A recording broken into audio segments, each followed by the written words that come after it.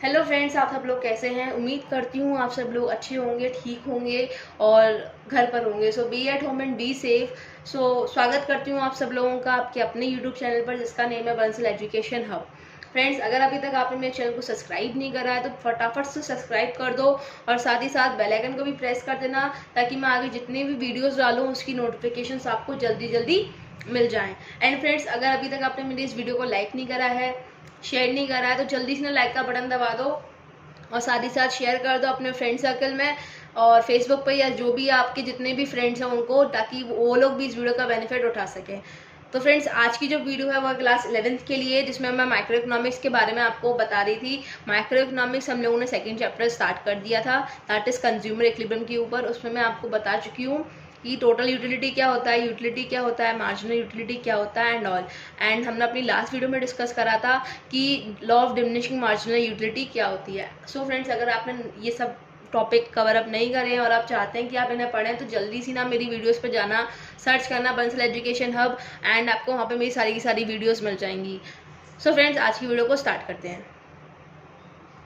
तो फ्रेंड, जैसा कि अभी तक हम लोग करते हुए आ रहे हैं कि मैं आपको अपनी लास्ट वीडियो के बारे में एक छोटा सा रिकैप देती हूँ। तो दैट हम लोगों ने इसकी जो लास्ट वीडियो डिस्कस करी थी, उसके अंदर डिस्कस करा था वो था हमारा law of marginal diminishing marginal utility.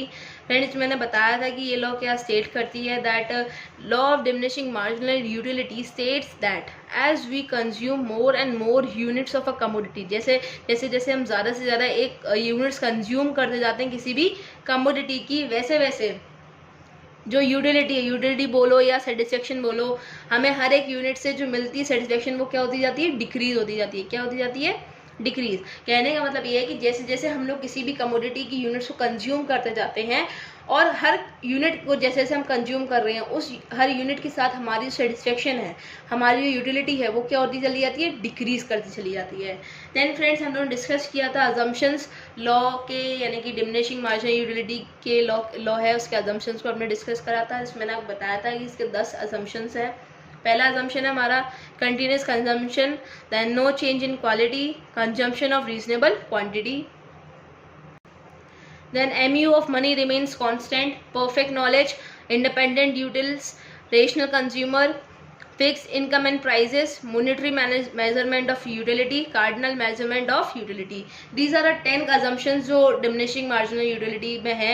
तो फ्रेंड्स, इनको आप याद कर लीजिए, मेमोराइज कर लीजिए, एंड मैं इसका एक्सप्लेनेशन ऑलरेडी अपनी लास्ट वीडियो में डाल चुकी हूँ। अगर आपको अच्छी तरह समझना है तो आप मेरी वीडियो को जाके देख सकते हैं। उसमें मैंने आपको एग्जाम्पल भी दिया था और अच्छी तरीके से law of diminishing marginal utility बताई भी थी। तो फ्रेंड्स, आज हम लोग डिस्कस करते हैं कंज्यूमर इक्विलिब्रियम के बारे में। मैं ऑलरेडी आपको बता चुकी हूँ, मैंने इसलिए ये वाला टॉपिक लेट स्टार्ट करा क्योंकि मैं आपको इससे पहले इसका बेसिक क्लियर कराना चाहती थी, जिसमें मैंने आपको बताया था कि यूटिलिटी क्या होती है, यूटिल्स क्या होते हैं, एंड देन मार्जिनल यूटिलिटी के बारे में बताया था, टोटल यूटिलिटी के बारे में बताया था। मैंने इन सब के बारे में आपको पहले ही बता दिया था और साथ ही साथ मैं इसलिए लॉ भी पहले ही आप लोगों को एक्सप्लेन कर चुकी हूँ, ताकि आपको ये चीज़ समझने में, यानी कि ये टॉपिक कंज्यूमर इक्विलिब्रियम का टॉपिक समझने में कोई भी परेशानी ना हो। तो फ्रेंड्स, मैं इस टॉपिक को ज़्यादा लंबी अच्छी तरीके से समझाऊंगी, तो मैं इस वीडियो को फास्ट नहीं करूँगी, मैं आपको जितने भी कॉन्सेप्ट है वो क्लियर करा के चलूँगी। सो आज स्टार्ट करते हैं। सो फ्रेंड्स, देखिए कंज्यूमर इक्विलिब्रियम क्या होता है। Consumer equilibrium refers to the situation when a consumer is having maximum satisfaction with limited income and has no tendency to change his way of existing expenditure.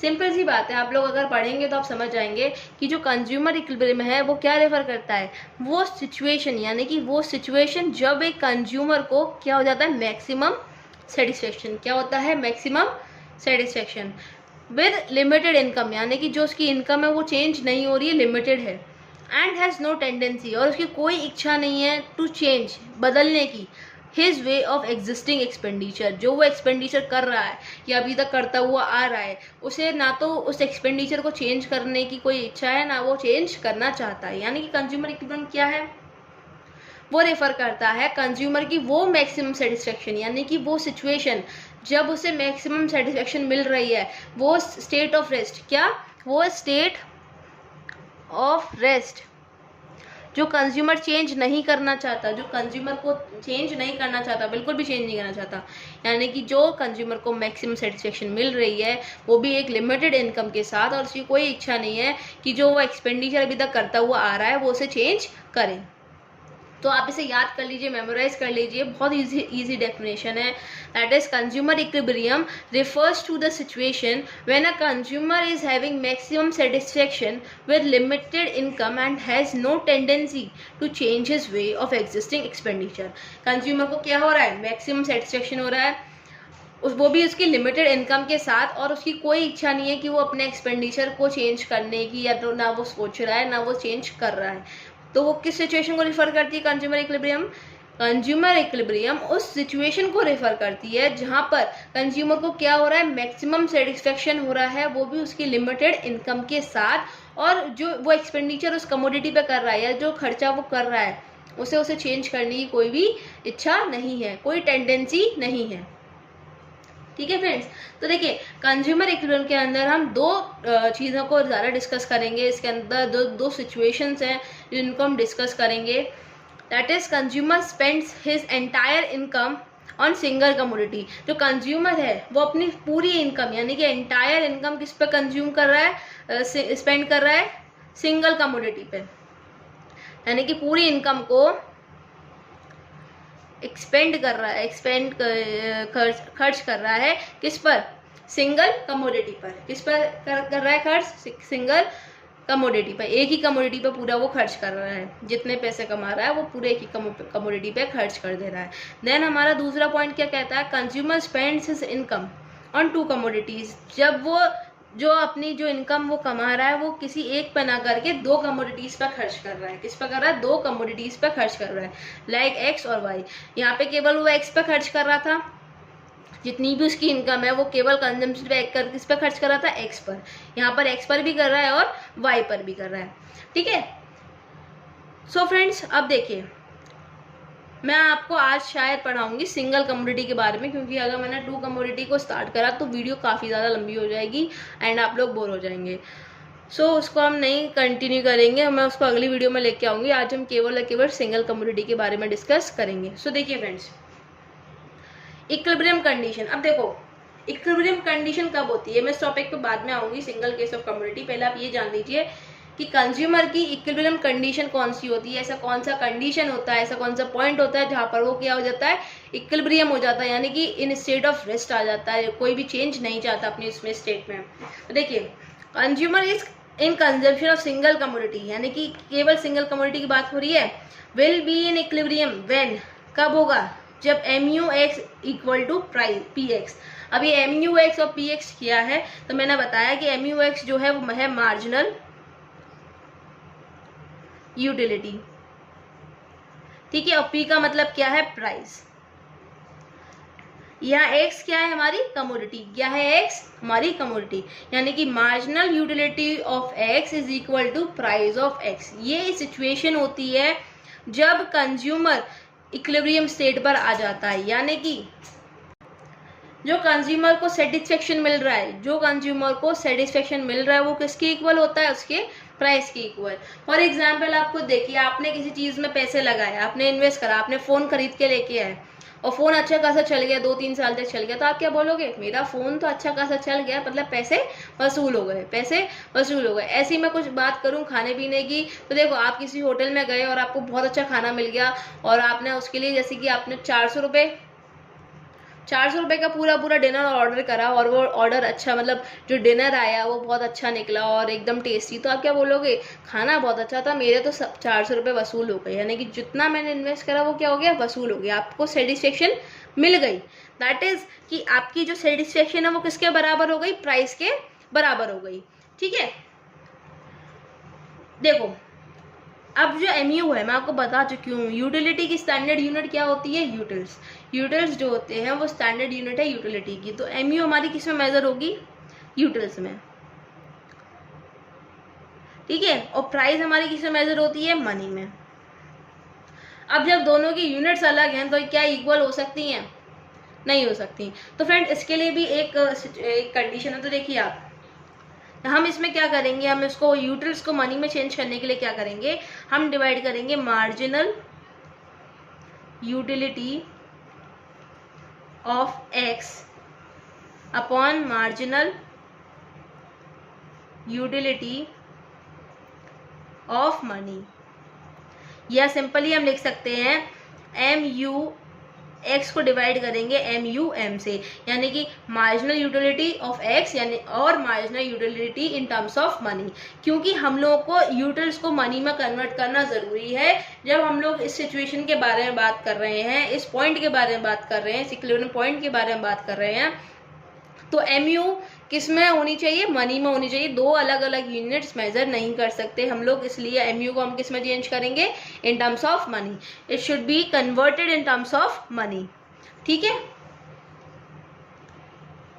सो देखो, जब हमने ये बात करी तो हमारे ये क्या हो जाएगा, बात वही हो जाएगी हमारी, ये निकल के आ जाएगी पी एक्स। क्या निकल के आ जाएगी, पी एक्स, ठीक है। आप बस ये फॉर्म ये याद रखिए, ये चीज़ जब आप ये चीज़ याद रखेंगे, जब that is M U X upon M U M is equal to P X, तो इस कंडीशन पे क्या होगा, हमारा जो मार्जिनल यूटिलिटी है एक्स की वो किस में चेंज हो जाएगी, इन टर्म्स ऑफ मनी में, ठीक है।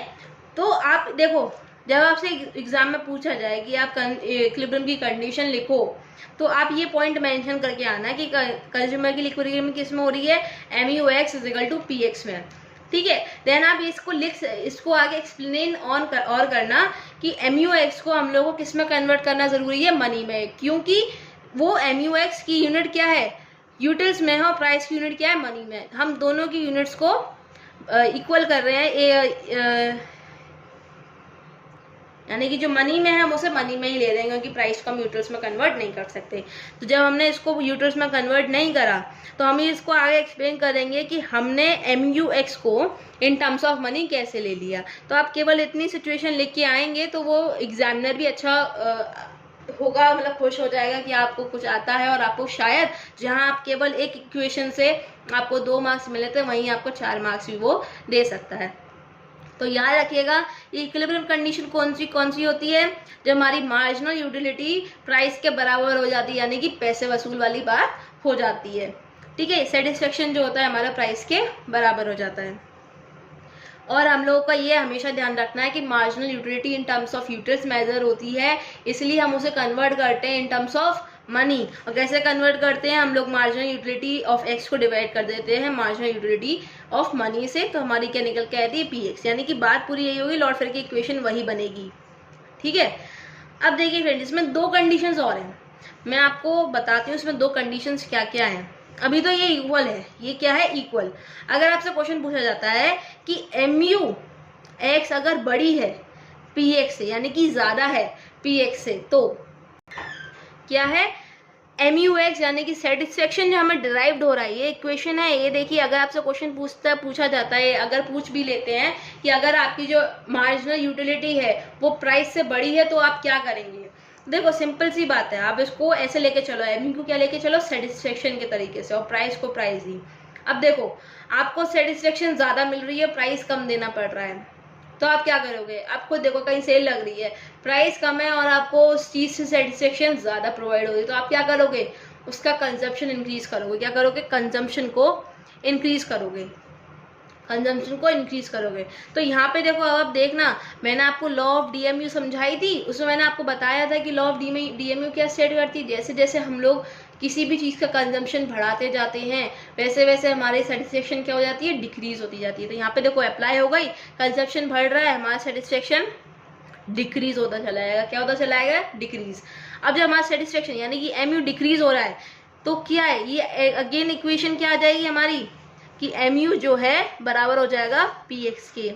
हो जाएगा कि नहीं हो जाएगा, जब एम यू यानी कि सेटिस्फेक्शन बड़ा है और कंजप्शन हम इंक्रीज कर रहे हैं, तो सेटिस्फेक्शन क्या हो रहा है, डिक्रीज हो रहा है। क्या हो रहा है, डिक्रीज हो रहा है। तो एम यू भी डिक्रीज होगा, और जब वो डिक्रीज होगा तो एक पॉइंट ऐसा आएगा, एक सिचुएशन ऐसी आएगी जब वो क्या हो जाएगा, अगेन इक्वल हो जाएगा किसके, पी एक्स के, ठीक है।